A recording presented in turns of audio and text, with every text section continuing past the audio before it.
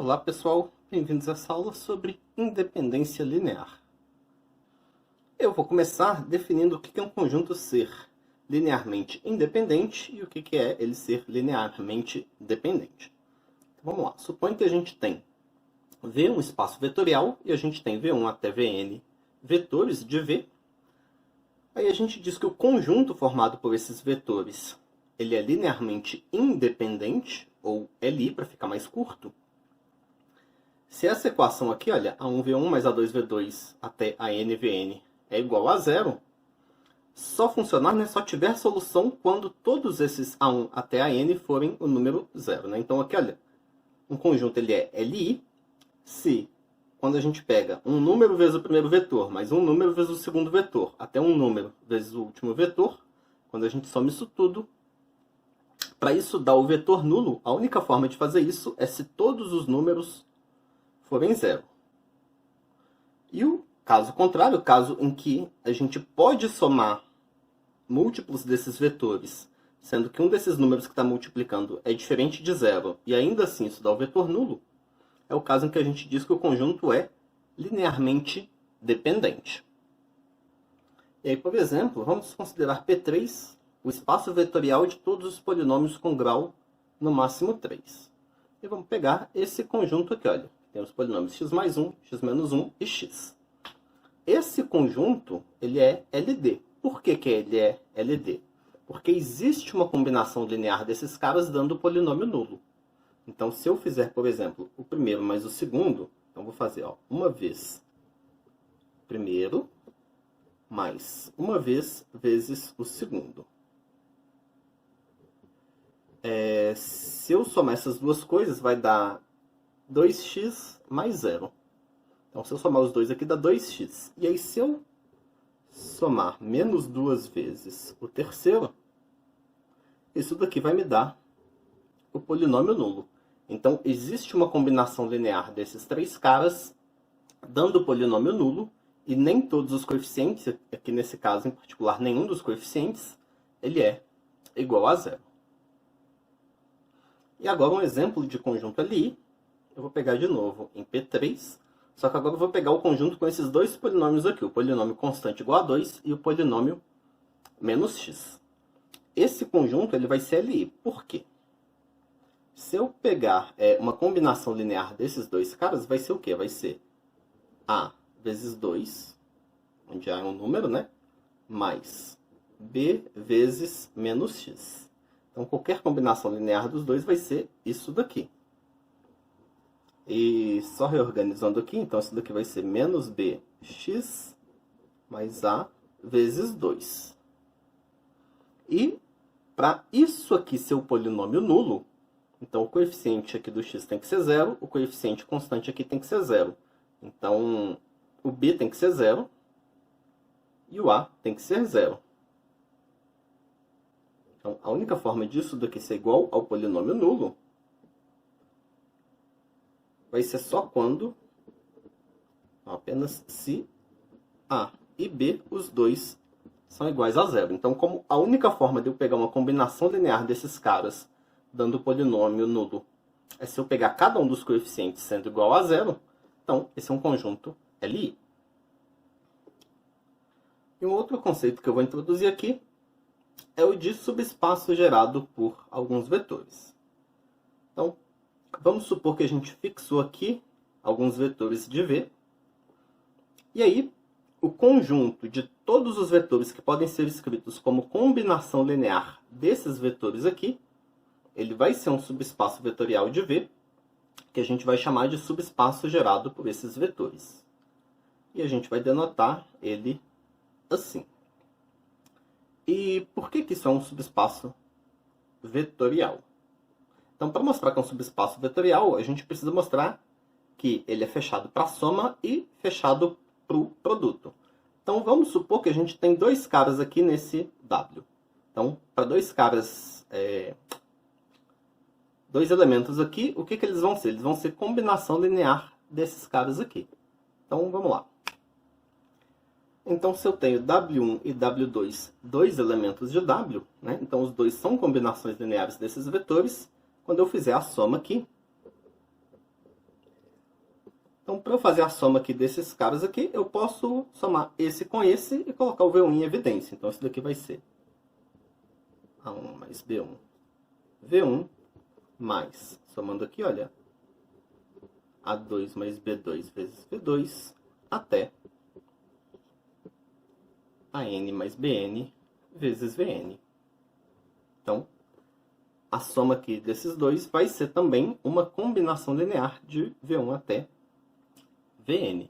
E, portanto, o W é fechado para a soma e, de forma similar, se eu pegar um número real qualquer e multiplicar W1 por esse número, então o que eu vou obter vai ser K A1 V1 mais K A2 V2 até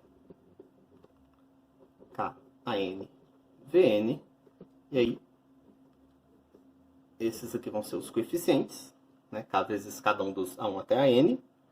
E, portanto, KW1 vai ser uma combinação linear de V1 até Vn também. Então, o W é fechado para a soma e para o produto por escalar, e, portanto, ele é de fato um subespaço vetorial de V. E uma coisa interessante que eu vou chamar a atenção é que o subespaço gerado por um conjunto de vetores, ele é o menor subespaço vetorial que contém aqueles vetores. Por que isso? Então, vamos supor que a gente tem um subespaço aqui que contém V1, V2 até Vn. Então, como o subespaço ele é fechado para a soma e para o produto por escalar, então se eu pegar combinações lineares desses caras, né, então um número vezes esse, mais um número vezes esse, mais um número vezes esse, isso vai ter que cair dentro de W também, porque W é subespaço. Então, um subespaço que contém esses caras contém todas as combinações lineares deles. E, portanto, o menor subespaço que a gente vai ter que contém V1 até Vn vai ser o conjunto de todas as combinações lineares desses caras. Certo? Qualquer outro subespaço que a gente pegue que contém eles vai ter que ser pelo menos isso, né? Vai ter que ser isso ou maior. Então, por exemplo, se a gente pegar em M22 o subespaço gerado por essas três matrizes aqui, então o que acontece? Se eu pegar A vezes essa, mais B vezes essa, mais C vezes essa, o resultado vai ser uma matriz assim. E eu pegando A, B e C para ser quaisquer números reais, eu consigo fazer essa entrada ser qualquer coisa, essa ser qualquer coisa e essa ser qualquer coisa. Então, o subespaço gerado por essas três aqui vai ser o subconjunto das matrizes 2 por 2, em que a quarta entrada é nula e as outras três são qualquer coisa. Agora, a gente tem esse teoreminha que diz o seguinte: se a gente pega qualquer subconjunto aqui num espaço vetorial qualquer, esse conjunto ele vai ser LD se somente se um dos vetores que aparece aqui é combinação linear dos outros. Para demonstrar isso, a gente tem que demonstrar duas coisas. A primeira é que se esse conjunto é LD, então um dos vetores é combinação linear dos outros. E a outra é que se um dos vetores é combinação linear dos outros, então esse conjunto é LD. Então, para demonstrar que se um desses vetores é combinação linear dos outros, então o conjunto é LD, então, para mostrar esse sentido aqui, o que eu vou fazer? A gente tem que supor que um desses vetores é combinação linear dos outros. E a gente pode supor, sem perder a generalidade, que esse vetor é o Vn.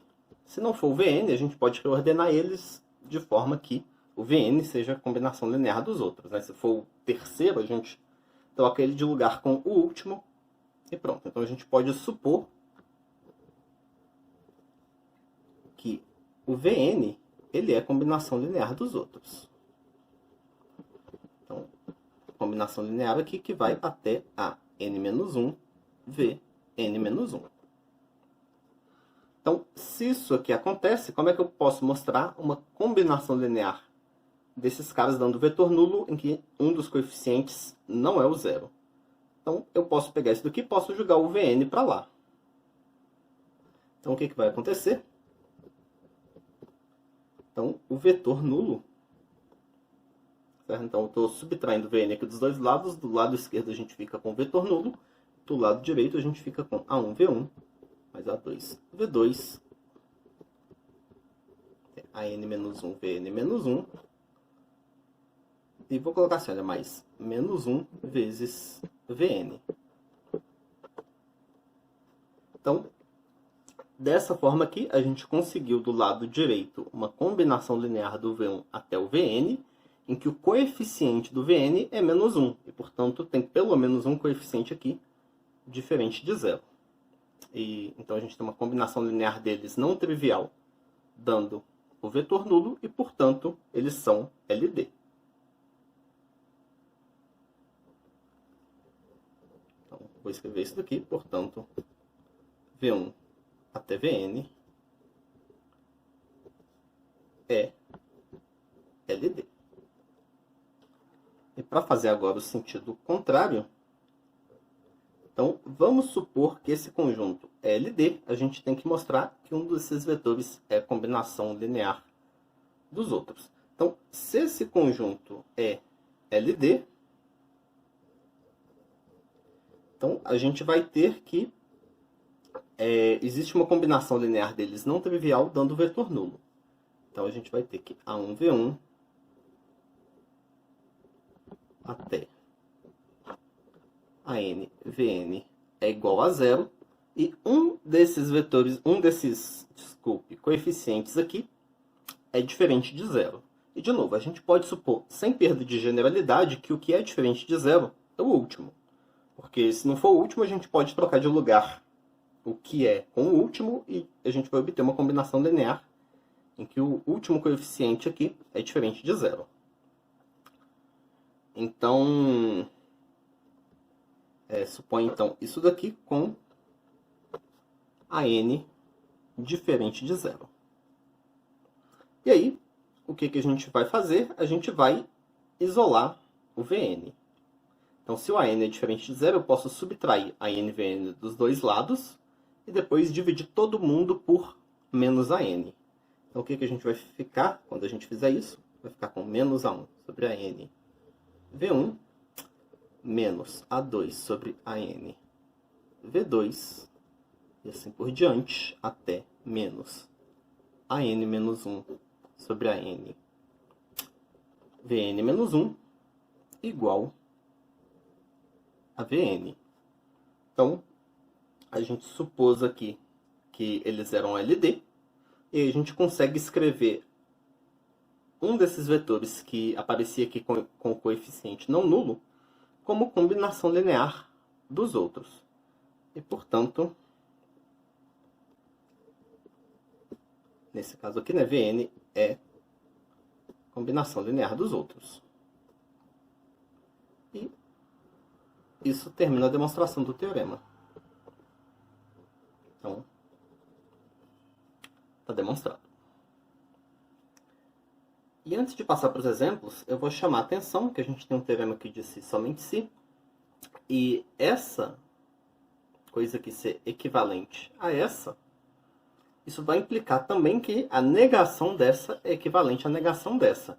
Então, é um resultado válido também que, se um conjunto é LI, a negação aqui é dizer que esse conjunto é LI, se somente se a negação disso daqui vale. Então, um desses vetores é a combinação linear dos outros. A negação disso é que nenhum destes vetores é combinação linear dos outros. Então, um conjunto é LI se somente se nenhum dos vetores deste conjunto é combinação linear dos outros. E aí, por exemplo, em M22, esse conjunto aqui ele é LD. E como é que a gente pode mostrar que ele é LD? Ele é LD se somente se um desses caras é combinação linear dos outros. E, de fato, esse terceiro aqui, então essa 2, 1, 1, 3, ele é igual à soma dos dois primeiros. Então, como ele é a soma dos dois primeiros,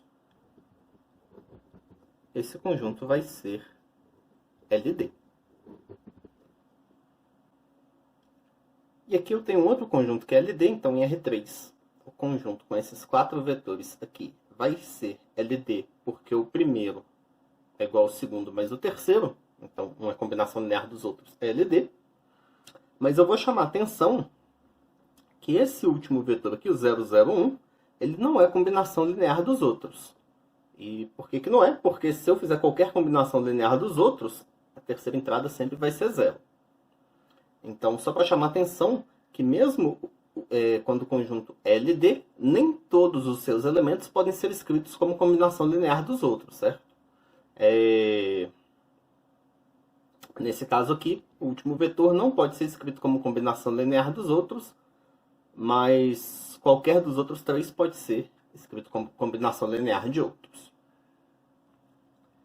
Nessa aula, então, a gente viu o que é um conjunto ser linearmente dependente ou linearmente independente.